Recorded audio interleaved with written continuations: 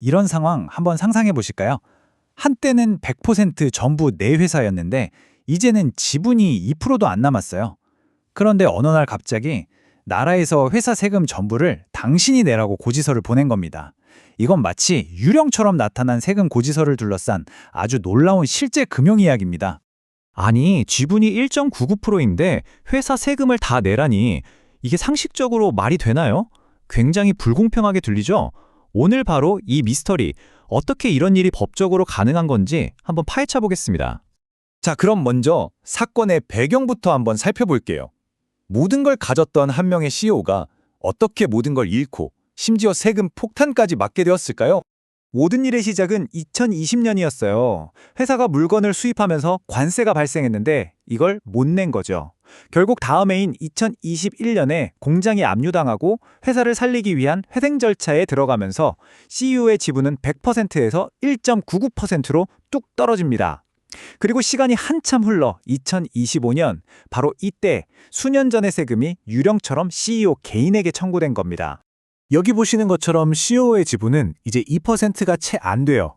사실상 회사의 주인이 아니라고 봐도 무방하죠. 그런데 법은 이 2%도 안 되는 지분을 가진 사람한테 회사의 세금 100%를 내라고 요구하고 있었던 겁니다. CEO는 당연히 억울장을 호소했죠. 그런데 그 주장을 들어보면요. 아마 누구라도 그럴만하네 하고 고개를 끄덕이게 될 겁니다. 아니, 이건 진짜 말도 안 됩니다.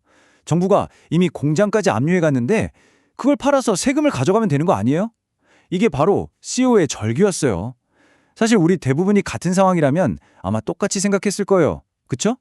그의 주장은 아주 간단하고 명료했습니다. 나는 이제 이름뿐인 주주고 경영권도 없었다. 그리고 결정적으로 정부는 이미 세금을 낼 만큼 충분히 가치 있는 공장을 가지고 있지 않느냐. 굉장히 합리적인 주장처럼 들리죠? 하지만 세무당국의 반박이 나오면서 이 상식적인 주장이 완전히 뒤집힙니다.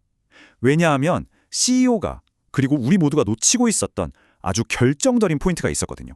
CEO의 계산은 단순했어요. 공장 가치가 세금보다 크다. 하지만 현실은 달랐죠. 세금보다 먼저 갚아야 할 빚, 그러니까 우선순위가 더 높은 빚들이 있었던 거예요. 이걸 선순위 채무라고 하는데 은행 대출 같은 것들이죠. 결국 세무당국의 계산은 공장을 팔아도 은행빚부터 갚고 나면 세금 낼 돈은 한 푼도 남지 않는다는 거였습니다. 바로 여기서 세무당국이 이 사건의 판을 완전히 바꿔버립니다. 그들은 지금 자산이 얼마가 있느냐는 중요하지 않습니다. 진짜 중요한 질문은 이거죠. 애초에 이 세금을 내야 할 의무가 처음 생겼을 때 도대체 누가 이 회사의 100% 주인이었습니까? 자, 이제 이 사건의 운명을 결정한 단 하나의 법적 원칙을 살펴보겠습니다. 모든 건 바로 그날, 단 하루의 기준에 따라 결정됩니다. 법에서는 이걸 납세 의무 성립 시점이라고 부릅니다. 이게 정말 중요한 개념인데요. 쉽게 말해서 세금 고지서를 받은 날이 기준이 아니라는 거예요. 세금을 내야 할 의무가 법적으로 땅 하고 처음 생긴 바로 그 순간, 그게 기준이란 뜻입니다. 그럼 이 회사의 관세는 대체 언제 발생한 걸까요? 법은 아주 명확하게 정해놨습니다. 수입하는 사람이 세관에 이 물건 수입하겠습니다 하고 수입 신고를 하는 바로 그 순간, 서류가 딱 접수되는 그 찰나에 세금 낼 의무가 법적인 도장처럼 꽝 찍히는 겁니다. 자, 이제 모든 퍼즐이 맞춰지죠? 세금 고지서는 2025년에 날아왔지만 진짜 법적인 의무는 2020년에 수입 신고를 할 때마다 생겼던 겁니다. 그렇다면 법이 묻는 질문은 딱 하나뿐이에요. 2020년, 바로 그 당시에 이 회사를 100% 지배했던 사람은 누구였을까요? 자, 그렇다면 최종 판결은 어떻게 나왔을까요? 그리고 이 사례가 오늘을 사는 우리에게 주는 교훈은 과연 무엇일까요?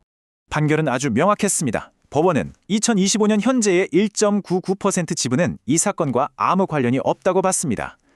법적으로 중요한 유일한 사실은 세금 낼 의무가 딱 생겼던 2020년에 CEO가 100% 지분을 가진 지배주주였다는 것, 바로 그것뿐이었습니다. 그리고 최종 결정은 CEO의 청구를 받아들이지 않는 것, 즉 기각이었습니다. 결국 그는 회사의 체납세금을 모두 내야만 했습니다. 심판원이 이런 판결을 내린 이유는 크게 세 가지입니다. 첫째, CEO는 세금이 발생하던 그 시점에 회사를 마음대로 할 수 있었던 과점주주였습니다.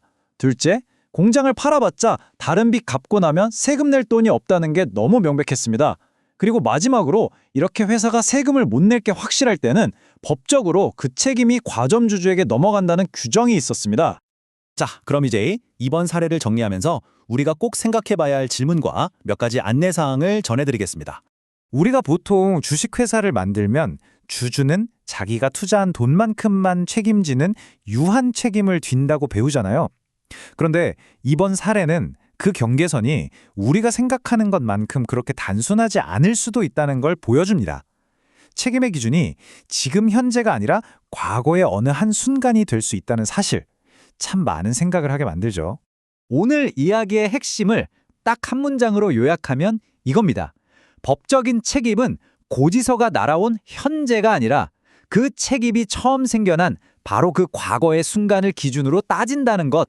여기서 한 가지 꼭 말씀드릴 점이 있습니다. 모든 조세심판 사건은 구체적인 사실관계에 따라 판단이 얼마든지 달라질 수 있습니다. 그러니까 오늘 내용은 이런 사례도 있구나 하는 참고 정보로만 활용해 주시면 감사하겠습니다. 오늘 내용이 유익하셨다면 구독과 좋아요는 저희 채널에 정말 큰 힘이 됩니다. 저희는 더 흥미로운 주제로 다시 찾아뵙겠습니다. 감사합니다.